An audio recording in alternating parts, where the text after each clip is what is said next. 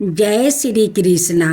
मेरे प्यारे प्यारे भक्त जनों, आज आप सुनेंगे बृहस्पति भगवान की पवन व्रत कथा। प्यारे भक्त जनों, इस बृहस्पति देव की व्रत कथा सुनने से आपका घर में कभी कमी नहीं होगा।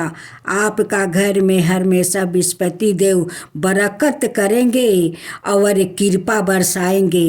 तो इस कथा को भक्त जनों अधूरा मत सुने तो पूरा सुने। तो एक बार बृहस्पति देव को जयकारा लगाते हैं। बृहस्पति देव की जय, बृहस्पति देव की जय। गुरुवार का व्रत कब से शुरू करना चाहिए, जानिए क्या है व्रत का सही नियम। हिंदू धर्म में गुरुवार के व्रत का विशेष महत्व है।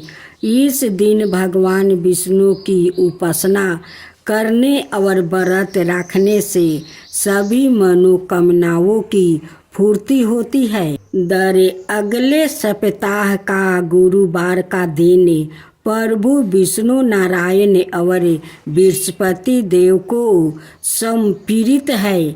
ऐसे में इस दिन उपवास और पूजा का महत्व और बढ़ जाता है। मान्यताओं के मुताबिक गुरुवार का व्रत रखने से विष्णु जी का साथ माता लक्ष्मी की भी कृपा प्राप्ति होती है।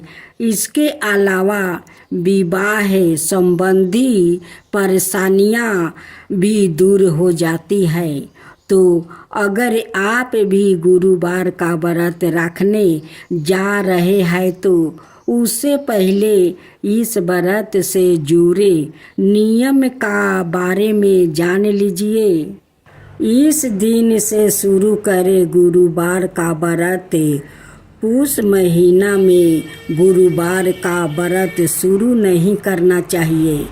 गुरुवार का व्रत शुरू करने के लिए अनुराधा नक्षत्र और महीना का शुक्ल पक्ष की तिथि शुभ मानी जाती है।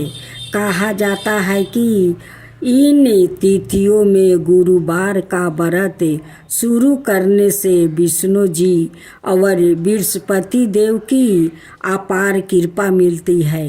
वही जो जातक पहले से गुरुवार का व्रत करते आए हैं, भाद्रपद शुक्ल पक्ष की बृहस्पति भगवान का पूजा बहुत शुभ माने जाते हैं, क्योंकि बृहस्पति देव बहुत प्रसन्न होते हैं और बृहस्पति देव अपना भक्तों पर छप्पर फाड़ कर वो कृपा करते हैं। भक्त जनों, आज बृहस्पति वार है। आप बृहस्पति भगवान की आज आप लोग कथा सुने।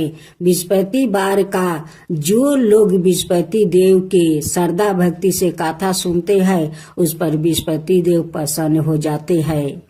बृहस्पति देव की जय हो, बृहस्पति देव की जय हो। प्राचीन समय की बात है। एक नगर में एक बड़ा व्यापारी रहता है। वो जहाजों में माल लाद कर दूसरे शहरों में भेजा करता है।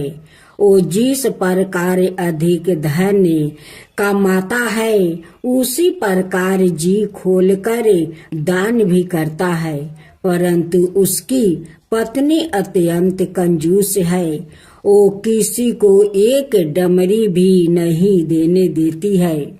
एक बार सेठ जब दूसरे देश में व्यापार करने गया तो पीछे से बृहस्पति देव ने साधु भेष में उसकी पत्नी से भिक्षा मांगने आई।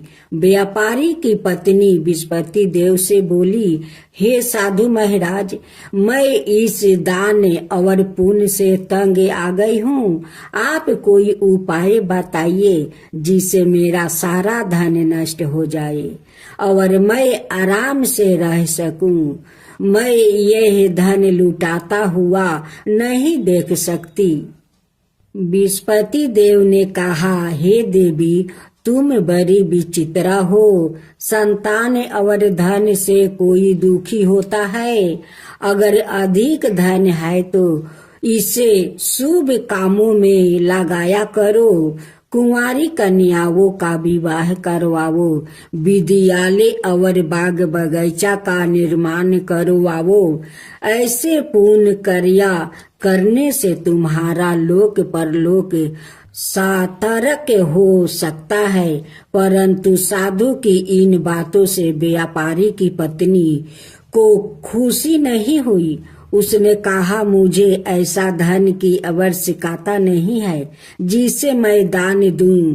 तब विस्पति देव बोले, यदि तुम्हारी ऐसी इच्छा है तो तुम एक उपाय करना। 7 बृहस्पतिवार घर को गोबर से लिपना। अपने केश को पीली मिट्टी से धोना। केशों को धोते समय स्नान करना। व्यापारी से हजामत बनाने को कहना। भोजन में मांस मदिरा खाना। कपड़े अपने घर धोना। ऐसे करने से तुम्हारा सारा धन नष्ट हो जाएगा। इतना कहकर बृहस्पति देव अंतर्ध्यान हो गए। व्यापारी की पत्नी ने बृहस्पति देव के कहे अनुसार 7 बृहस्पतिवार वैसा ही करने का निश्चय किया। केवल 3 बृहस्पतिवार बीते थे कि उसी समस्त धन संपत्ति नष्ट हो गई और वो परलोक सिधार गई। जब व्यापारी वापस आया तो उसने देखा कि उसका सब कुछ नष्ट हो चुका है।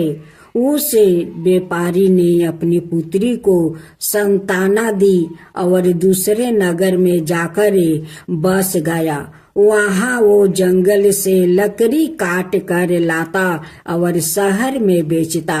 इस तरह वो अपना जीवन बिताने लगे। एक दिन उसकी पुत्री ने दही खाने की इच्छा प्रकट की, लेकिन व्यापारी के पास दही खरीदने के पैसा नहीं थे। वो अपनी पुत्री को आश्वासन देकर जंगल में लकड़ी काटने चला गया। वहाँ एक वृक्ष के नीचे बैठे अपनी पूर्व दशा पर विचार कर रोने लगा। उस समय बृहस्पतिवार था। तभी वहाँ बृहस्पति देव साधु के रूप में सेठ के पास आए और बोले, हे मनुष्य, तू इस जंगल में किस चिंता में बैठा है? तब व्यापारी बोला, हे महाराज, आप सब कुछ जानते हैं। इतना कहकर व्यापारी अपनी कहानी सुनाकर रो पड़ा। बृहस्पति देव बोले, देखो बेटा, तुम्हारी पत्नी ने बृहस्पति देव का अपमान किया है, इसी कारण तुम्हारा यह हाल हुआ है। लेकिन अब तुम किसी प्रकार की चिंता मत करो। तुम गुरुवार के दिन बृहस्पति देव का पाठ करो। 2 पैसे के चने और गुड़ को लेकर जल के लोटे में शक्कर डालकर वो अमृत और प्रसाद अपने परिवार के सदस्यों और कथा सुनने वालों में बांट दो। सवाए भी प्रसाद और चरण मृत लो। भगवान तुम्हारा अवश्य कल्याण करेंगे। साधु की बात सुनकर व्यापारी बोला, महाराज, मुझे तो इतना भी नहीं बचता है कि मैं अपनी पुत्री को दही लाकर दे सकूं। इस पर साधु जी बोले, तुम लकड़ियां शहर में बेचने जाना। तुम्हें लकड़ियों के दाम पहले से चौगुने मिलेंगे, जिससे तुम्हारे सारे कार्य सिद्ध हो जाएगा। उसने लकड़ियां काटी और शहर में बेचने के लिए चल पड़ा। उसकी लकड़ियां अच्छे दाम में बिक गई, जिसे उसने अपनी पुत्री के लिए दही लिया और गुरुवार की कथा हेतु चना गुड़ लेकर काथा की अवर प्रसाद बांट कर सवाए भी खाया। उसी दिन से उसकी सभी कठिनाइयां दूर होने लगी। परंतु अगले बृहस्पतिवार को वो काथा करना भूल गया। अगले दिन वहां के राजा ने एक बड़े यज्ञ का आयोजन करे पूरे नगर के लोगों के लिए भोजन का आयोजन किया है। राजा की आज्ञा अनुसार पूरा नगर राजा के महल में भोजन करने गया, लेकिन व्यापारी वो उसकी पुत्री तनिक विलंब से पहुँचे। अंत उन्हों दोनों को राजा ने महल में ले जाकर भोजन करवाया। जब वो दोनों लौट कर आए तभी रानी ने देखा कि उसकी खूंटी पर टांगा हार गायब है। रानी को व्यापारी और उसकी पुत्री पर संदेह हुआ कि उसका हार उन दोनों ने ही चुराया है। राजा की आज्ञा से उन दोनों को कारावास की कोठरी में कैद कर दिया गया। कैद में पड़ कर दोनों अत्यंत दुखी हुए। वहां उन्होंने बृहस्पति देवता का स्मरण किया। बृहस्पति देव ने प्रकट होकर व्यापारी को उसकी भूल का अभ्यास करवाया और उन्हें सलाह दी कि गुरुवार के दिन कैद खाने के दरवाजे पर तुम्हें 2 पैसा मिलेंगे। उनसे तुम चने और मुनका मंगवाकर विधि पूर्वक बृहस्पति देवता का पूजन करना। तुम्हारे सब दुख दूर हो जाएंगे। बृहस्पतिवार को कैद खाने के दरवाजे पर उन्हें 2 पैसे मिले। बाहर सड़क पर एक स्त्री जा रही थी। व्यापारी ने उसे बुलाकर गुड़ और चने लाने को कहा। इस पर वो स्त्री बोली, मैं अपनी बहू के लिए गहने लेने जा रही हूँ, मेरे पास समय नहीं है। इतना कहकर वो चली गई। थोड़ी देर बाद वहां से एक और स्त्री निकली। व्यापारी ने उसे बुलाकर कहा कि हे बहन, मुझे बृहस्पतिवार की कथा करानी है, तुम मुझे 2 पैसे का गुड़ चना ला दो। बृहस्पति देव का नाम सुनकर वो स्त्री बोली, भाई मैं तुम्हें अभी गुड़ चना लाकर देती हूँ। मेरा एकलौता पुत्र मर गया है। मैं उनके लिए कफन लेने जा रही थी, लेकिन मैं पहले तुम्हारा काम करूंगी, उसके बाद अपने पुत्र के लिए कफन लाऊंगी। वो स्त्री बाजार से व्यापारी के लिए गुड़ चना ले आई और सवाए भी बृहस्पति देव की कथा सुनी। कथा के समाप्त होने पर वो स्त्री कफन लेकर अपने घर गई। घर पर लोग उसके पुत्र की लाश को राम नाम सत्य है कहते हुए शमशान ले जाने की तैयारी कर रहे थे। स्त्री बोली, मुझे अपने बेटे का मुख देख लेने दो। अपने पुत्र का मुख देख कर उस स्त्री ने उसके मुंह में प्रसाद और चरना मिरित डाल दिया। प्रसाद और चरना मिरित के प्रभाव से वो पुनर्जीवित हो गया। पहली स्त्री जिसने बृहस्पति देव का निरादर किया था, वो जब अपने पुत्र के विवाह हेतु पुत्र वधू के लिए गहने लेकर लौटी और जैसे ही उसका पुत्र घोड़ी पर बैठकर निकला, वैसे ही घोड़ी ने ऐसी उछाल मारी कि वो घोड़ी से गिरकर मर गया। यह देख स्त्री रो रो कर बृहस्पति देव से क्षमा याचना करने लगी। उस स्त्री की मिनती से बृहस्पति देव साधु भेष में वहां पहुंचकर कहने लगे, देवी तुम्हें अधिक विलाप करने की आवश्यकता नहीं है। यह बृहस्पति देव का अनादर करने का कारण हुआ है। तुम वापस जाकर मेरे भक्त से क्षमा मांग कर कथा सुनो, तब ही तुम्हारी मनोकामना पूरी होगी। जेल में जाकर उस स्त्री ने व्यापारी से माफी मांगी और कथा सुनी।